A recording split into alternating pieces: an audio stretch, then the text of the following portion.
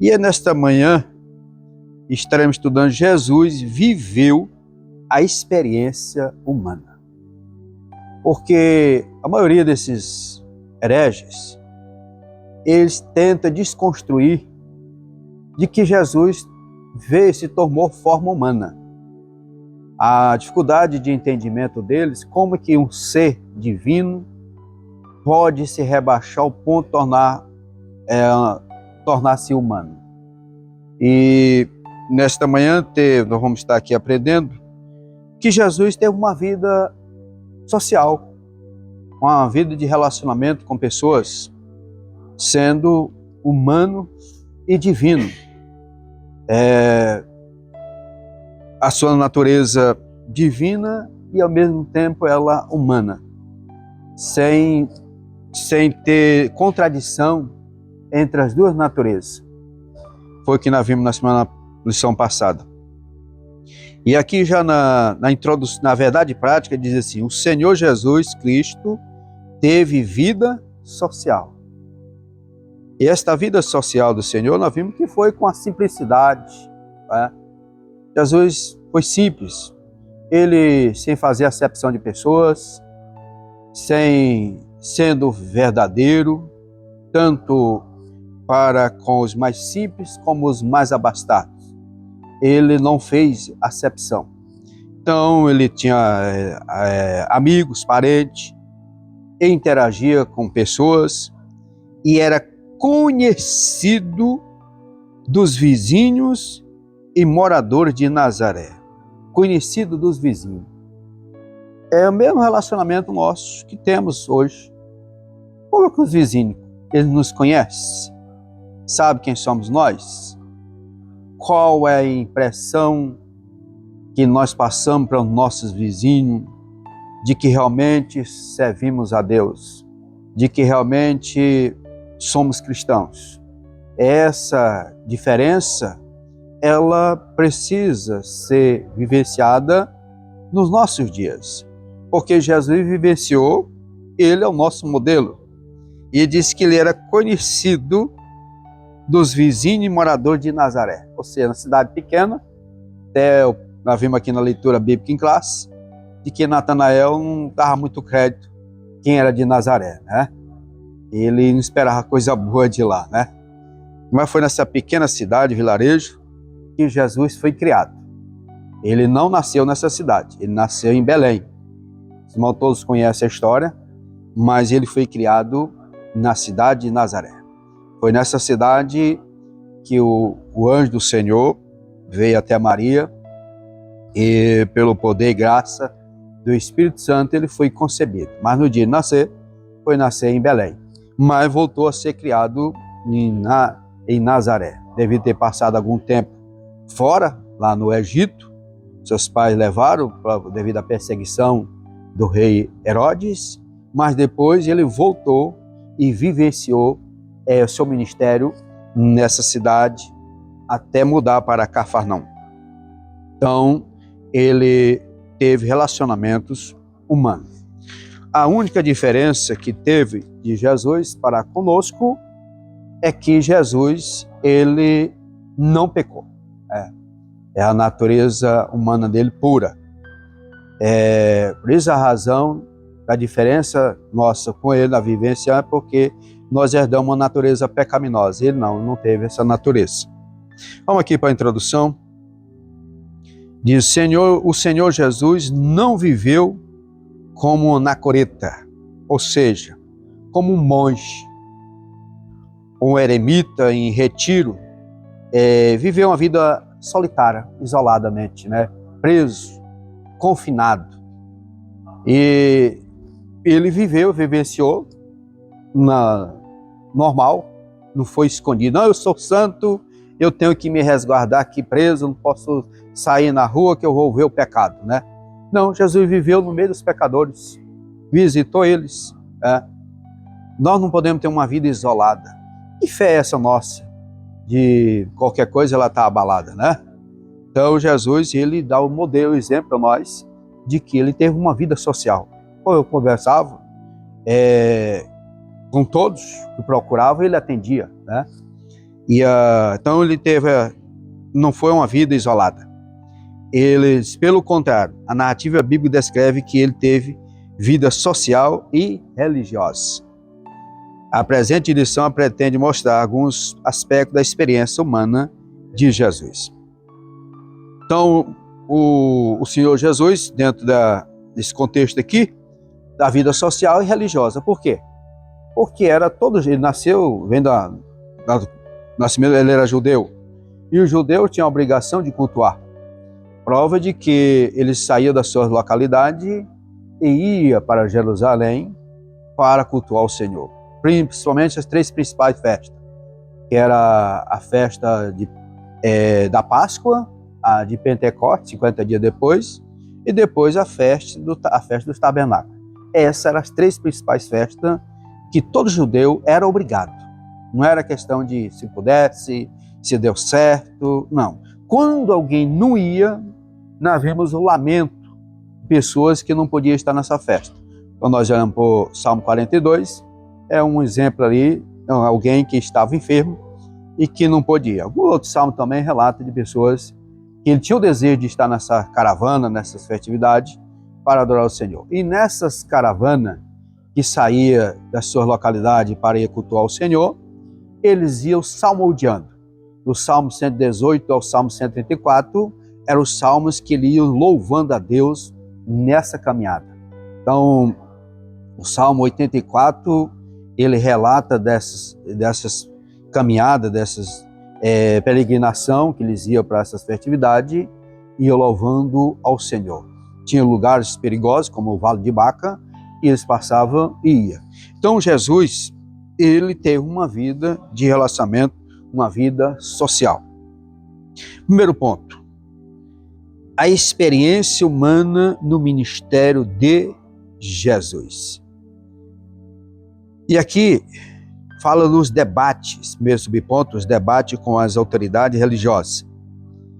E os principais opositores de Jesus foram os fariseus, saduceus e os herodianos.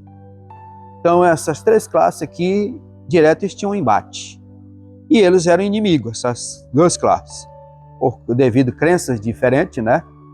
Mas eles estiveram unidos para matar Jesus.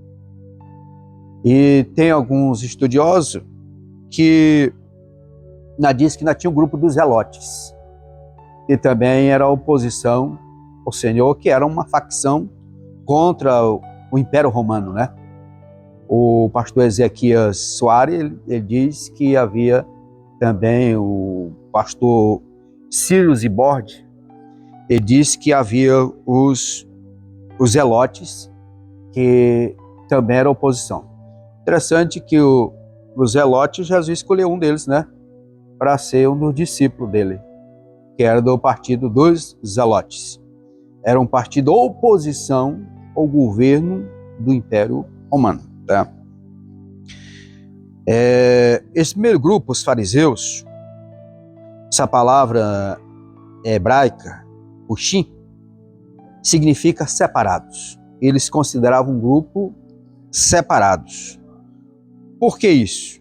Porque não concordava com os saduceus. Então não se batia os fariseus com os saduceus. E o que eles defendiam? Eles defendiam a tradição acima das escrituras. E aqui é um grande erro.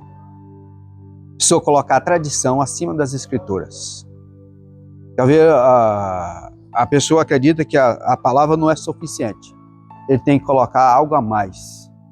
E a palavra, ela é o suficiente, amados, para nós. Nada pode estar acima da palavra de Deus. Não, mas eu aprendi assim, desse jeito, assim. Está acima da palavra? Não. Então, tudo bem. Mas se quiser colocar acima da palavra, aí já entra em contradição. Porque nada está acima da palavra de Deus.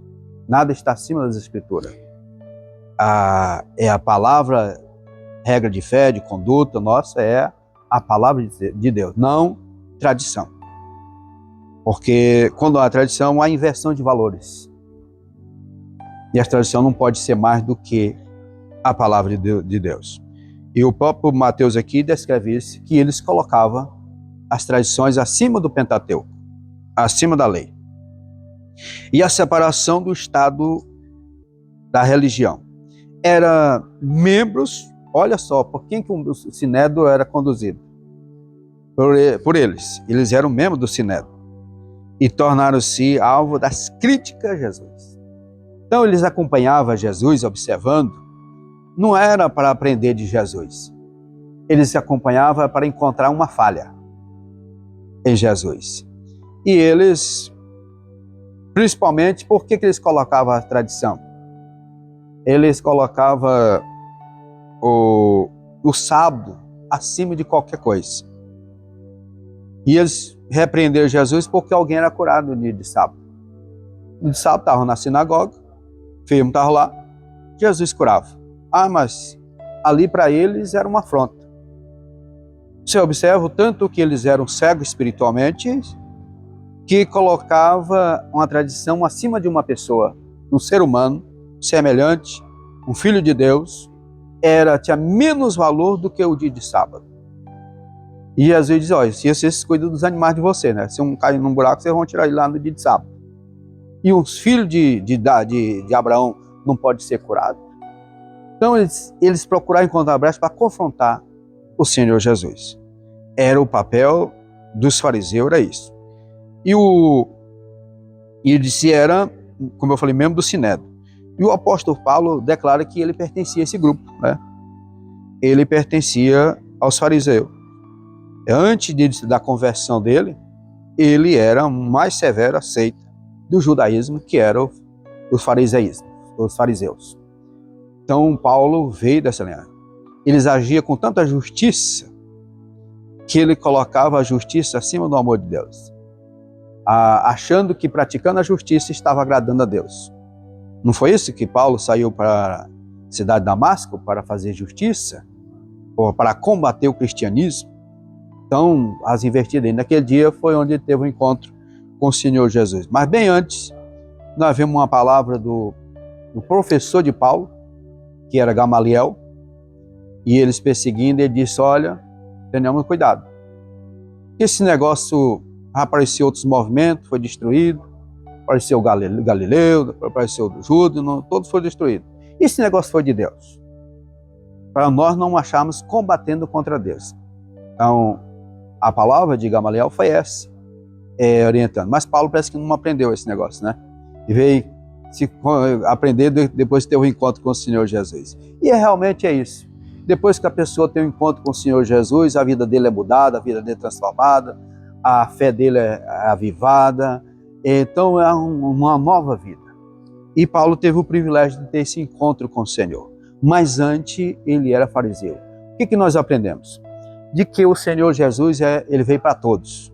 Independente do que a pessoa tenha praticado, do que ele fez, mas quando ele tem um encontro com o Senhor Jesus, um encontro genuíno, a vida dele é mudada, é transformada. O segundo grupo era os saduceus. Os saduceus vêm da família de Zadok, né? Que era aquele cargo de sacerdote que veio desde o dia de Salomão. Eles pertencia à classe sacerdotal. E até pouco antes desse grupo, era como os fariseus, uma facção dentro do judaísmo. E o que alegava os saduceus? Eles aceitavam somente o Pentateuco, os 5 primeiros livros da Bíblia. Eles só acreditavam nele. O resto da Bíblia eles não dava crédito nenhum. Dos reis, dos profetas, não. Eles somente para eles era o Pentateuco. E eles, com reserva, pois não acreditavam em quê? Em anjo, em espírito e nem ressurreição. Quem mesmo acreditava, né? Se não acreditava que existiam os anjos, que os anjos foram criados, e se a gente for olhar para a Bíblia, se eles acreditavam no Pentateuco, então era preciso acreditar nos anjos, que existiam os anjos. Não foi isso? Quando o casal pecou, o Senhor não botou um anjo com a espada desembainhada lá na pé da árvore da vida, para que o homem não comesse em pecado? Então já havia os anjos. Então esse pessoal não acreditava que existisse anjo, e nem espírito, e muito menos ressurreição. É muito parecido com a crença dos testemunhos de Jeová, né? TJ. Eles não acreditam que existe a vida só essa. Tirou o sangue, acabou. Que existe alma, que existe espírito, para eles não acreditam. Eles veem o ser humano como um animal. Que a alma do animal é o sangue, né? Tirou o sangue, morreu. Acabou. Mas nós não. É formado de corpo, e alma e espírito. Jesus foi formado de corpo, alma e espírito. E essa seita aqui, ela discorda sobre isso. Então, eles não acreditavam. E tornaram-se, e também eles, os saduceus, vindo dessa linhagem, como eles não acreditavam na ressurreição, e rejeitavam os demais livros do Antigo Testamento. Muitos deles eram o quê? Sacerdotes também. E eles exerciam, além de ele ser sacerdote, exercia forte influência no Sinédrio. Eram os inimigos mortais de Jesus, mas se juntaram para combater contra o Senhor Jesus, para matar Jesus. O negócio dele era matar o Senhor Jesus. Juntaram. Se diz, um sozinho nós não podemos, mas vamos juntar que juntos nós vamos destruir ele. Era o propósito. E que os herodianos? Eles eram os apoiadores de Herodes. Era como uma espécie, como diz aqui o comentador, de marqueteiro. Ficava defendendo, protegendo e buscando convencer o povo para impedir que o Império Romano viesse tomar de conta. Eles eram muito parecidos com os zelotes, porque combatendo, fortalecendo o governo de Herodes, e para fragilizar o Império Romano. O Império Romano naquele tempo estava dominando toda a força. Não adiantava ele se levantar. Era uma das razões também que os judeus, eles eram contra os publicanos, porque os publicanos eram cobradores de impostos, que estavam a serviço do Império Romano. Então, por ele estar trabalhando pelo Império Romano, já era inimigo de Israel. Nós vemos o caso de Zaqueu, que ele era um filho de Abraão, mas porque estava prestando um serviço ao Império Romano, ao governo romano, ele era menosprezado pelos judeus. Então os judeus, todos aqueles que se levantassem contra Jesus, têm meu apoio. Esse grupo aqui, esses três grupos aqui, eles eram ferrenhos.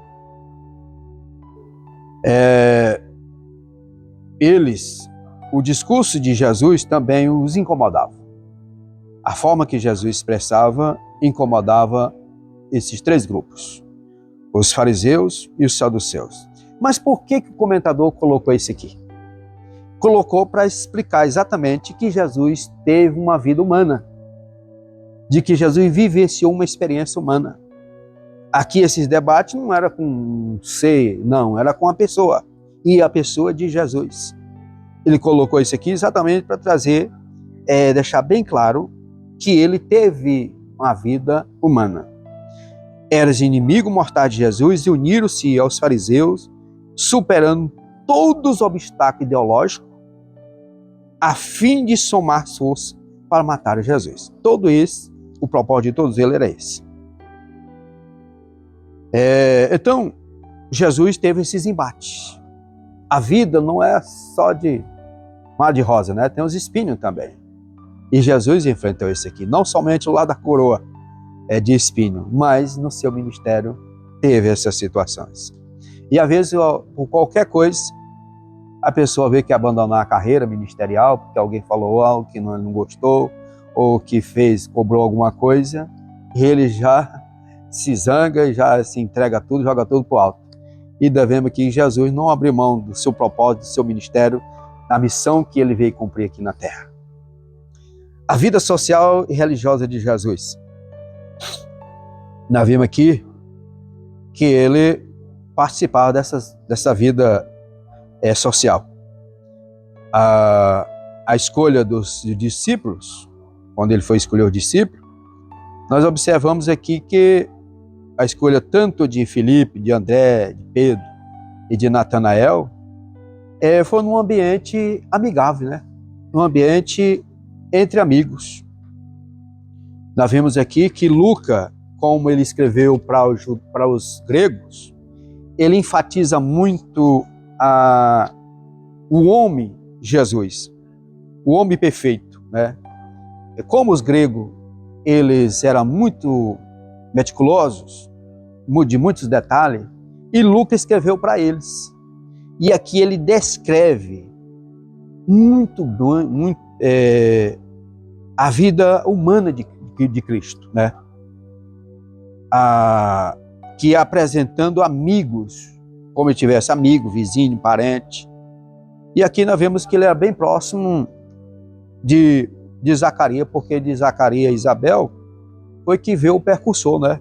João Batista, que veio para preparar o caminho para Jesus assumir o ministério. Então, Tiago e João eram primo de Jesus, né?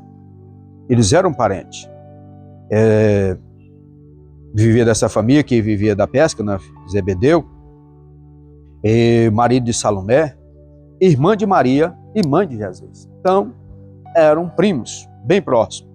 Por isso que João tinha uma certa liberdade com o Senhor Jesus, de reclinar a cabeça no pé de Jesus devido à sua afinidade de parentesco, de convivência. Então ele teve essa vida na prática, a vida de relacionamento humano. E aí Jesus, ele se desenvolveu. Lucas registra muito bem isso, como qualquer outra criança. Ele ia crescendo fisicamente, ia crescendo na graça e no conhecimento. Ele teve um crescimento completo, homogêneo. Ele não foi um ser soberano que automaticamente já é adulto, não, igual Adão. Que Deus fez o homem, ele fez ele já adulto. Adão não teve fase de infância, ele já começou já adulto e já trabalhando, né? O Senhor fez Roma, colocou para ele trabalhar. E aqui Jesus não, ele teve um crescimento gradativamente. Diz que ele crescia em estatura e em sabedoria. E ele interagia com as pessoas, independente da sua condição social e espiritual. Ele conviveu com os publicanos, cobradores de imposto, os pecadores, os fariseus, a mulher pecadora, a mulher samaritana. Tudo Jesus teve comunicação com elas. Ele não fazia acepção de pessoas. Ele tratava todo mundo bem. E é isso que é o exemplo de Jesus deixar para nós. É nós tratarmos as pessoas bem. Eu sempre digo que a obra de Deus, ela é feita com Bíblia e simplicidade. Não precisa você acrescentar algo a mais. Bíblia e simplicidade. Você ser simples. Não deixar que em nenhum momento você venha se exaltar. Jesus é que deixa um modelo para nós de relacionamento com família. Não quero que aquele cara lá é um pecador, quero estar longe dele. Não, você é um instrumento para levar a mensagem para ele. De às vezes você leva uma mensagem para ele sem estar pregando, condenando ele, que ele vai para aquele lugar. Com a sua vida, você está pregando para ele. Nós estamos pregando para os nossos vizinhos, nós estamos pregando onde nós estivermos, com a nossa vida, é a maior mensagem que nós temos, é a nossa vida.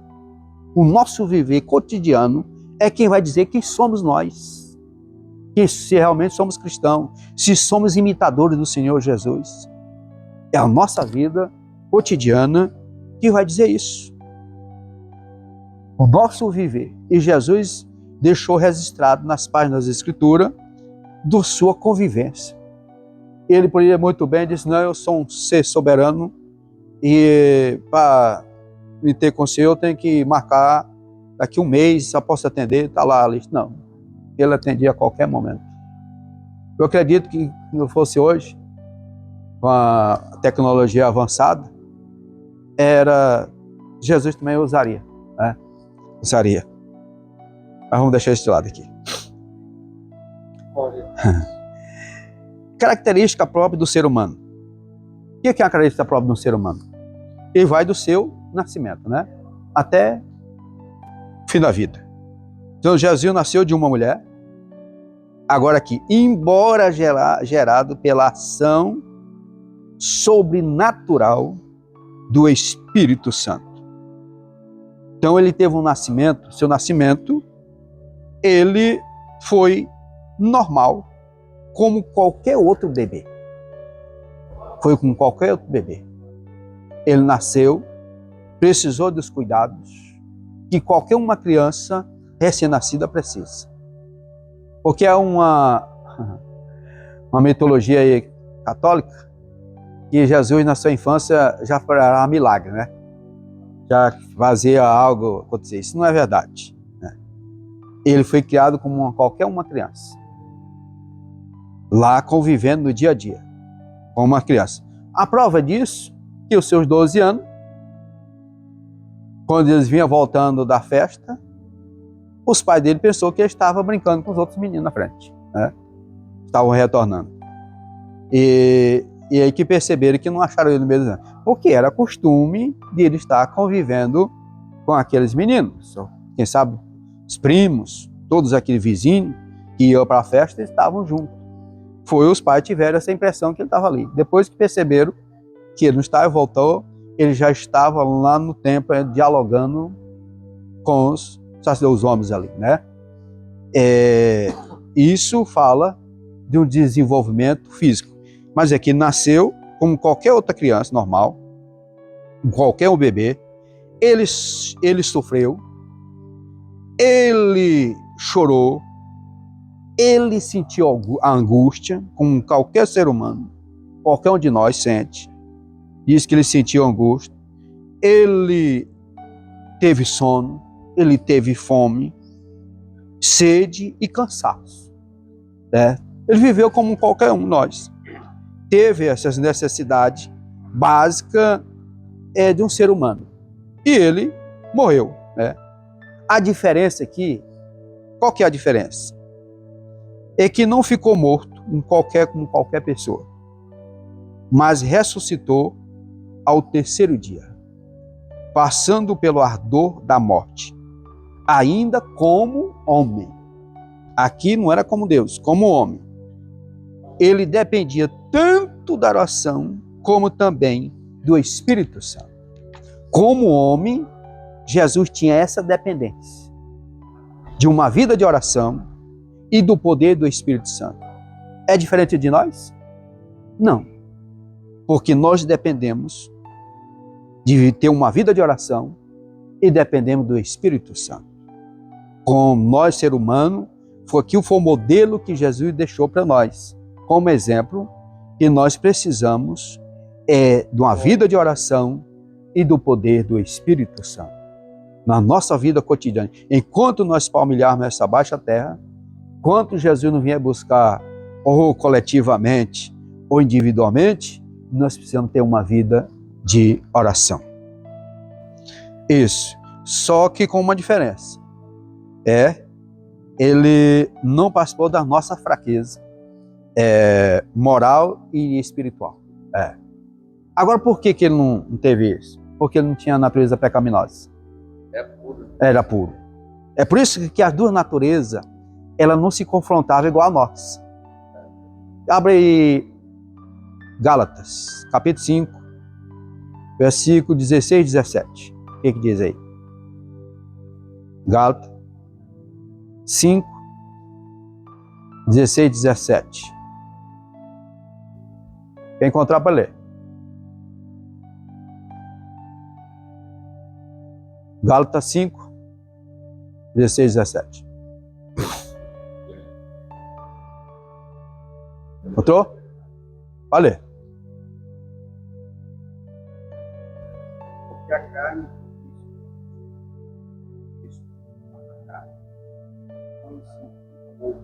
para que não faz Então, Jesus não teve essa guerra que nós temos, porque ele não teve a natureza pecaminosa. O ventre de Maria foi usado para ele gerar, mas ele não foi concebido num ato de conjunção carnal de um homem com a mulher. Foi obra poderosa do Espírito Santo. Então ele veio com essa natureza pura para cumprir os propósitos de Deus, para resgatar o homem novamente, porque precisava de um sacrifício perfeito. E só poderia oferecer um sacrifício perfeito o Senhor Jesus. O homem jamais poderia fazer isso. Então a diferença aqui da vida de Jesus, como homem, ele dependia da oração e do Espírito Santo. E se ele, na sua experiência humana, participou da nossa fraqueza física e emocional, mas não de nossa fraqueza moral e espiritual. Esse aqui é devido ele ter uma natureza pura, sem ter uma natureza pecaminosa. Tudo bem, meus amados? Amém? Tem alguma pergunta sobre a vida de Jesus, a vida dele humana?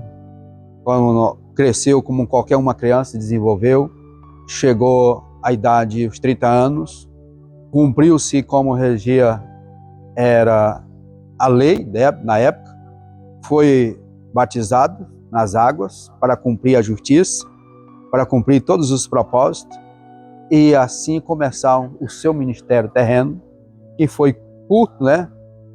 Foi rápido, 3 anos e pouco, seu ministério, e assim cumprindo o plano da redenção humana. Então Jesus teve uma vida humana.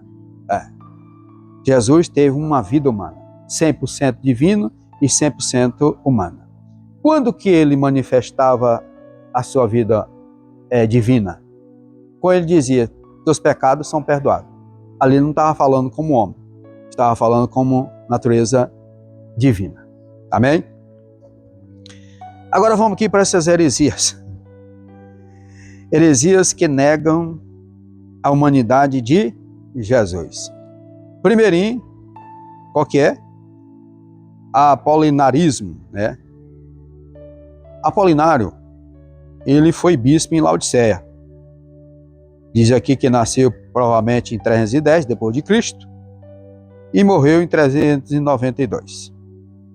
O apolinarismo é a doutrina que nega que Jesus encarnado teve espírito e alma, espírito humano. Aqui ele não crê que Jesus possa ter tido essa natureza, esse espírito humano sobre ele. Ele que, usando a linguagem teológica de Apolinário, os elementos constitutivos do ser humano. Quais são eles? Primeiro são soma, né? Que fala da carne ou corpo. E psique, que fala da alma animal. E sede dos desejos, das paixões, apetite, que é exatamente a pneuma, né? Que é a alma racional. E em relação a Cristo, dizia que ele possuía um soma, ou seja, humano, e uma psique humana, mas não uma pneuma humana, ou seja, ele não tinha alma. Era só o ser humano que ele estava vivendo porque o sangue corria nas veias, que é essa aqui é a alma animal, e ele não tinha o espírito e nem a natureza humana, porque ele não acreditava que ele poderia, se a humanidade dele era direcionada, era a humanidade divina e não humana. Mas o ser humano, ele é tricotômico, é corpo, alma e espírito. Ele não é dicotômico, como ele estava aqui apresentando, tricotômico. E ele diz, teria ocupado o lugar da alma na encarnação, com isso, negando que Jesus tivesse espírito humano. Então ele aqui no entendimento dele será dicotômico, né? Era o corpo e a natureza divina nele. não tinha o espírito humano. Estava incompleto esse ser humano. Estava no entendimento dele. Mas não teve respaldo bíblico para isso. Qual foi a reação da igreja? A humanidade plena de Jesus está clara no Novo Testamento, que fala do corpo físico de Cristo, também da alma e do espírito. A Bíblia deixa isso bem claro. E também, como eu falo, do corpo físico e da alma e do espírito. Então, Jesus, ele era tricotômico. O lado humano, 100% homem, ele era tricotômico como qualquer um de nós. A única diferença, quem sempre está falando, é que ele não tinha natureza pecaminosa. Agora eu pergunto para os irmãos, ele se fez pecador ou ele se fez pecado? Quem concorda mais? Que ele fez pecador ou fez-se pecado? Ele se fez pecado e não pecador. Ele se fez pecado por nós e não pecador.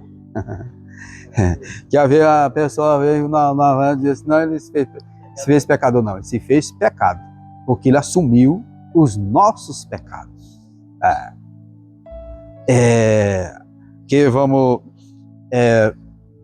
observar aqui, a reação da igreja foi exatamente sobre Jesus, ele sendo tricotômico. Essa humanidade de Jesus é igual à nossa, não é diferente, é igual à nossa. A diferença é o quê? A sua impecabilidade.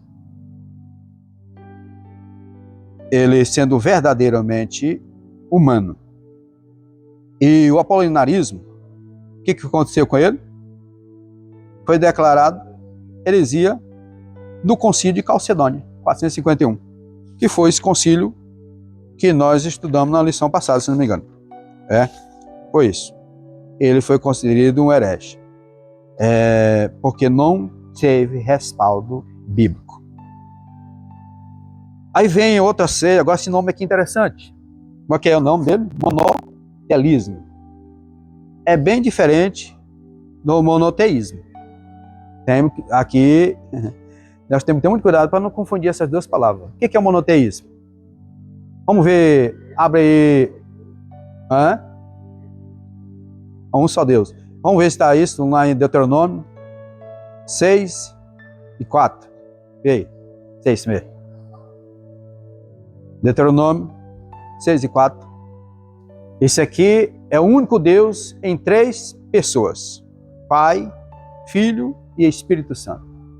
Um só Deus em 3 pessoas. Agora, o monoteísmo já é uma doutrina daquele tal de patriarca Sérgio de Constantinopla, né, que ensinava a ver em Jesus uma só vontade.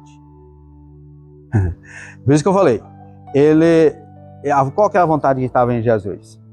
Era a vontade divina e não humana, no entendimento desse monoteísmo. Porque aqui ele vê 2 palavras gregas, que é se divide em 2, né, que é o monos, que significa único, né? E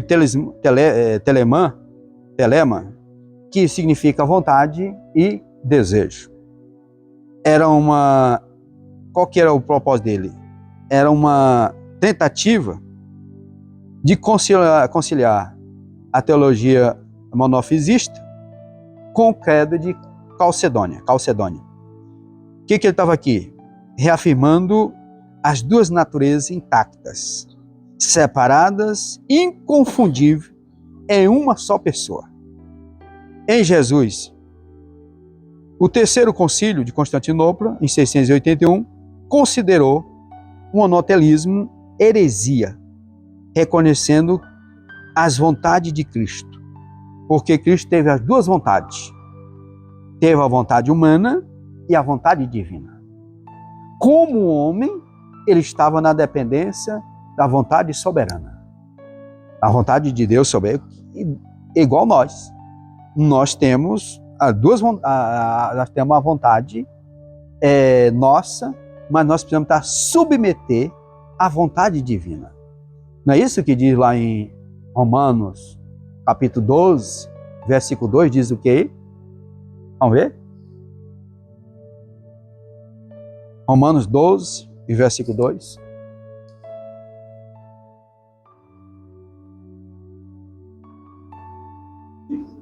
Isso. Uhum.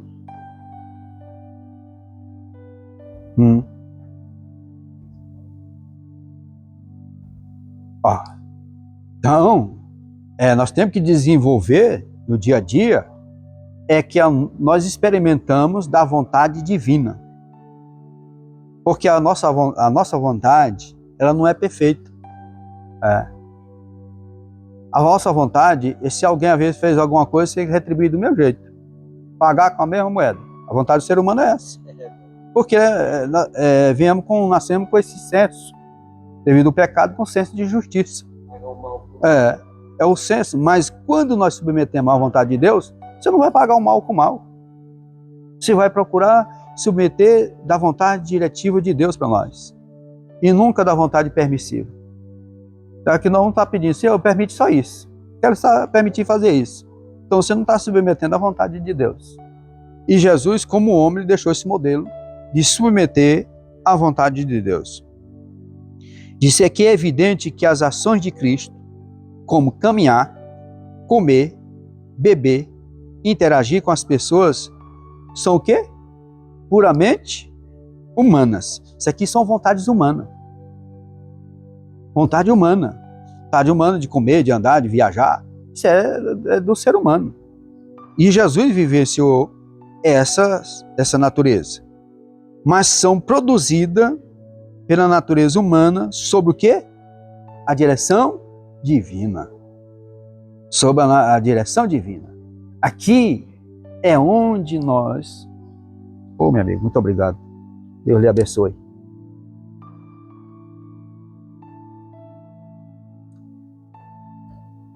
Aqui é onde nós precisamos parecer com Cristo.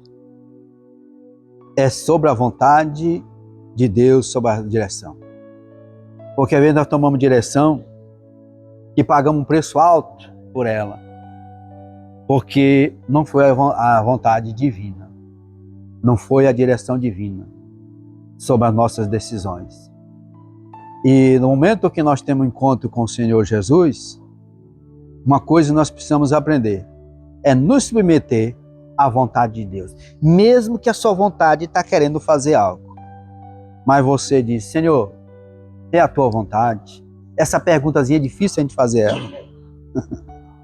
É da tua vontade, Senhor, que eu faça isso? Que às vezes a pessoa tem medo de perguntar e receber um não de Deus. Aí vai contrariar a vontade dele. Senão, se eu falar Deus, não vai concordar, não vou nem consultar Deus. E aí, onde nós pagamos um preço alto. É a vontade dele. Que a nossa vontade não é perfeita, mano. Por mais que nós andamos na presença do Senhor, precisamos ter esse cuidado de fazer a vontade daquele que nos chamou, daquele que nos escolheu. Essa vontade, para que depois nós não pagamos um preço alto. Senhor, eu acredito que não foi a tua vontade aquilo. Aí a pessoa mesmo vai descobrir. Senhor, eu percebi que não foi a tua vontade, foi a minha. Então eu estou pagando um preço por isso. É o que Jesus submeteu à vontade de Deus. Ao perdoar pecados, era uma manifestação de quê? Da vontade de Cristo na natureza humana? Não, né? Na natureza divina. Aqui manifestava nesse momento a natureza divina. Esse tal de sofrênio, né? Acho que já vem de sofrência, alguma coisa assim, o nome desse. Sabe, mas o nome de um filho com o nome dele, o nome de um filho desse aqui. Sofrênio. Esse patriarca de Jerusalém, em 633, o que ele fez? Refutou. O que é refutar? É descredenciar, é não crer, é lançar por terra uma narrativa. Ele refutou o monotelismo, dizendo que existe em Jesus as duas vontades, sendo a humana submissa à divina. Nós só servimos a Cristo. Nós só estamos aqui porque submetemos à vontade do Senhor. Porque se não tivesse o Senhor nos convencido, nós não estávamos aqui. Aí eu pergunto, se fosse para a nossa vontade, nós estávamos aqui nessa manhã? Eu vejo isso ali, estavam deitados ou não estavam ainda? Ou estavam fazendo alguma coisa? Então, nós estamos aqui porque submetemos à vontade do Senhor e fazemos este sacrifício de vir para a casa do Senhor. É porque estamos direcionados pela vontade divina. Por que muitos não são alunos da escola dominical? Rapaz, eu trabalhei a semana todinha, foi puxado, trabalhei o sábado o dia todo. Hoje eu tenho que descansar. Eu dormi até 9 horas da manhã. Isso é ruim para o corpo físico? Não. Mas aí nós não temos que passar com o corpo físico. Nós temos que alimentar a nossa alma.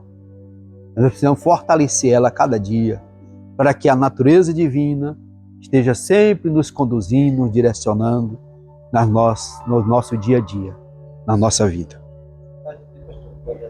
Bem segurado, mas você faz aquele esforço que tem.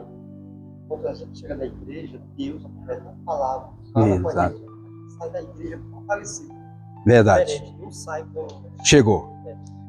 Isso é muito importante, que tenha sempre um alimento para fortalecer. O cuidado do nosso corpo físico, nós temos que ter o cuidado com a nossa vida espiritual. E aqui, terceiro ponto, esse segundo, alguma dúvida? Alguma dúvida sobre essa seita aí? Que ela simplesmente quer descredenciar que Jesus teve uma natureza humana. Ele não acredita nisso. Mas eu falei aqui terça-feira, quem estava aqui terça-feira? Eu disse que é melhor você conhecer a nota verdadeira do que a falsa. Bem melhor. Então é melhor nós conhecer a palavra de Deus do que perder tempo com essa seita. E às vezes a pessoa mergulha tanto em conhecer seita que o senão ele está desviado. Essa não é seita. Eu prefiro conhecer a palavra de Deus, porque a palavra de Deus ela vai refutar todas essas heresias. É psicológico. Isso é igual quem estuda nessa faculdade, se não tiver cuidado, a filosofia deixa ele na mão, mina a fé dele todinha. Eu sempre falo, o jovem que vão fazer faculdade, que me procura, eu digo, olha, tenha cuidado para você não ser persuadido pela filosofia. Porque a filosofia, ela mina a fé. A pessoa passa a acreditar só naquilo que vê, só naquilo que a conta bate. Igual 2 mais 2 é igual a 4, né? Tem um equilíbrio na sua vida espiritual para não ser persuadido. Isso. Sim, para falar. Mas ele era crente e eu ia desenvolver na filosofia, então ele já distorce a palavra do Senhor, Deus, ele não a filosofia está aí. É perigoso. Terceiro ponto e último, como essas heresias se apresentam nos nossos dias atuais, Aqui vem assim, quais países Jesus visitou quando esteve entre nós? Aqui só fala de 3, né? Mas há segundo eles, que Jesus visitou muitos países, né? Ele só teve no Egito, quando seus pais levaram, né? Fugindo ali da perseguição de Herodes, matando as crianças, para querer matar o rei. Aqui, sabe um parênteses aqui? O que é ciúme? O rei Herodes, já quase em fim de carreira, chega lá os 3 magos lá que vieram para adorar o menino, vieram seguindo aquela estrela, e quando chega lá e pergunta, onde está o rei que nós adorar? Opa, rei aqui só tem um, até Herodes. Aí foi quando Herodes mandou chamar todos os escribas, para saber onde que o menino ia nascer. Aí pesquei, achei lá que era lá em livro de Miqueias, capítulo 5, versículo 2, que ia nascer em Belém. Belém Efrata, menor de todos, de ti será o Salvador. Então, mas não em Belém. Aí ele disse, vocês vão lá, adoram o menino e voltam que eu também quero ir adorar o menino. Né? Não é isso que a Bíblia diz? Aí eles foram, levaram o presente, levaram ouro, mirra, incenso, né, para o menino. Aquele ouro, ele foi tão importante para o presente daquele menino, foi aquele ouro que eles foram viver lá no Egito. Deus é um Deus que prepara todas as coisas. Aí, quando veio a notícia que o Senhor não deixou os magos voltar para o mesmo caminho, voltar, eles não vai voltar para lá, e eles obedeceram ao Senhor. Aí o rei disse, a única forma que é matar esses meninos dessa idade, que o rei vai junto. Mas Deus é Deus que está no controle de todas as coisas. Nada está fora do controle de Deus, irmão. Nada que acontece esteja fora do controle dele. E ele disse, José, levanta e some daqui, vai lá para o Egito. Quando chegar o tempo, tu retorna. O inimigo não sabe por onde o Herodes entrou o casal. Sei que o menino foi para lá. Com o tempo da notícia, o rei morreu, vai voltar. Aí quando ele voltou para Nazaré, onde ele foi criado. Então, você vê na idade que já estava, o menino que estava acabando de nascer, e ele queria matar o menino. Então, foi nessa época que ele foi para o Egito. Então, o Senhor foi para o Egito, Israel, né, onde ele vivenciou, e ali, quando esteve na Fenícia, que hoje é atual Líbano, né, o país do Líbano. Foi nesse terceiro lugar. Mas não falta crença, como o nome dá o nome dessa crença aqui? Bizarra, né? Ou seja, sem fundamento, sem base. Só que, segundo ele, não somente o movimento na nova era, né? Mas vários grupos ocultistas costumam ensinar que Jesus esteve na Índia. Jesus não esteve na Índia, ele nunca pisou lá. A Bíblia não relata não lá. E quem tem essa crença são aqui os mormons, né? Essa seita dos mormons que declara de que Jesus ele esteve lá também nos Estados Unidos, né? Os mormons dizem que ele esteve nos Estados Unidos, mas a Bíblia ela silencia sobre essa situação. Vamos ver, ele diz que nós não podemos, temos que rejeitar o quê? As fábulas. Está lá em 1 Timóteo 4:7, que fala que nós temos que rejeitar todas aquilo que não é doutrina, daquilo que não vem da palavra do Senhor, né? Nos evangelhos não mostra Jesus, e olha que os evangelhos foram acompanhar toda a vida de Jesus. Aonde que o evangelho ia deixar de relatar uma situação dessa? Não. Os evangelhos relatou toda a vida de Jesus. Os três sinóticos, né? Mateus, Marcos e Lucas, e João, né? Que foi escrito para a igreja, nenhum relata que Jesus esteve fora desses três países. E eles acompanharam a vida de Jesus de perto. Do dia a dia de Jesus está registrado nos evangelhos, né? Então, Jesus, ele viveu naquela comunidade ali de Israel. Jesus era visto como alguém da comunidade. Como que eles vê isso aqui? Essas invenções desses esotéricos, né?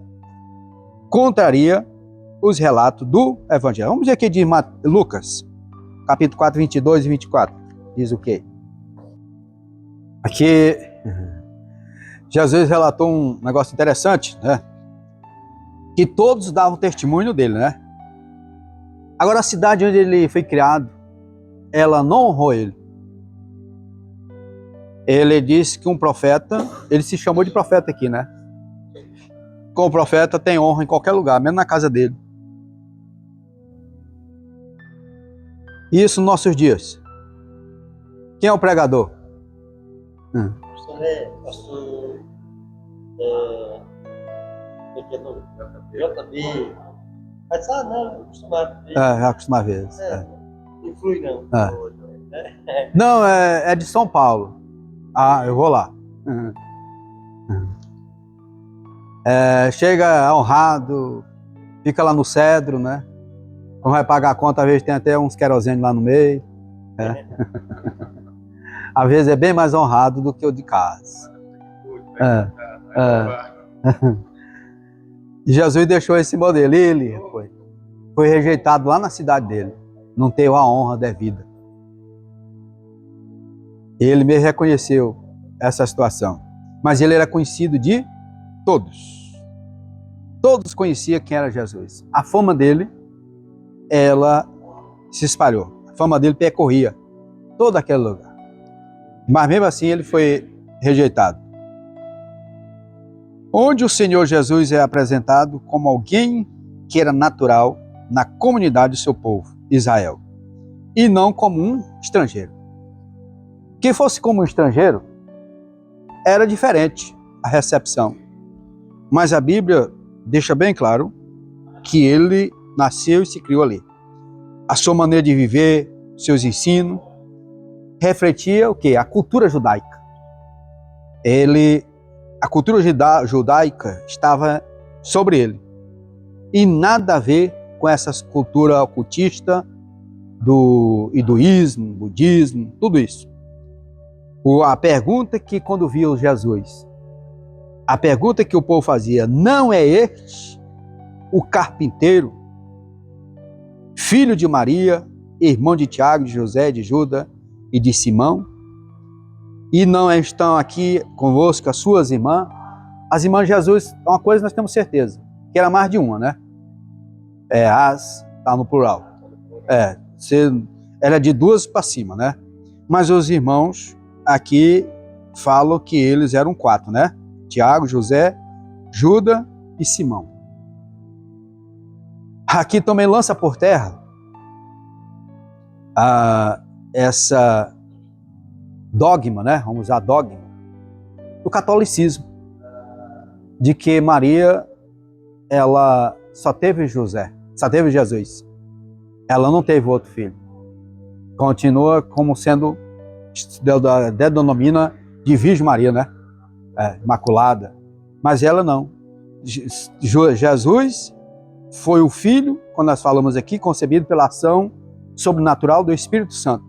Mas esses dois foi da concepção da vida conjugal dela com José, né? Aqui já foram os filhos que nasceram com a natureza pecaminosa. Prova disso que os próprios irmãos de Jesus, eles eram incrédulos contra a crença dele, com o Filho de Deus. Os próprios irmãos. Então, porque eles tinham uma natureza pecaminosa. Então você vê, para Tiago ser salvo, irmão de Jesus, Jesus tem que se revelar para ele. Vê aí que diz 1 Coríntios 15, 7. Acho que é 15, 7. Se for o 7 é o 6. É um dos dois. 15, 7, 1 Coríntios.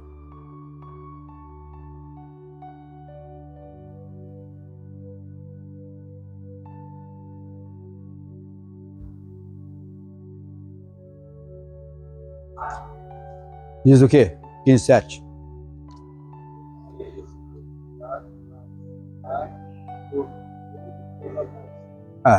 O Senhor se revelou a Tiago. Aí ele se convenceu e daí foi alcançado os irmãos dele, que até Judas, né? Tem a epístola, aquele era irmão de Jesus.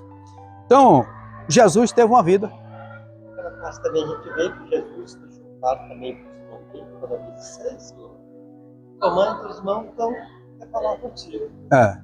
Que são os irmãos, né? Aqueles que faz a minha vontade. Então, ora, a tal atitude do povo não se justificaria se Jesus fosse um recém-chegado na Índia. Um tratamento desse, com a cultura judaica, se lança por terra de que ele não teve nenhum desses países. Ele nasceu judeu. E a conclusão diz assim, o nosso compromisso, seguir o quê? Alguém pode ler essa introdução? Vamos ler nós todos juntos ela? É nosso compromisso seguir o exemplo de Jesus do relacionamento com as pessoas. É compromisso nosso.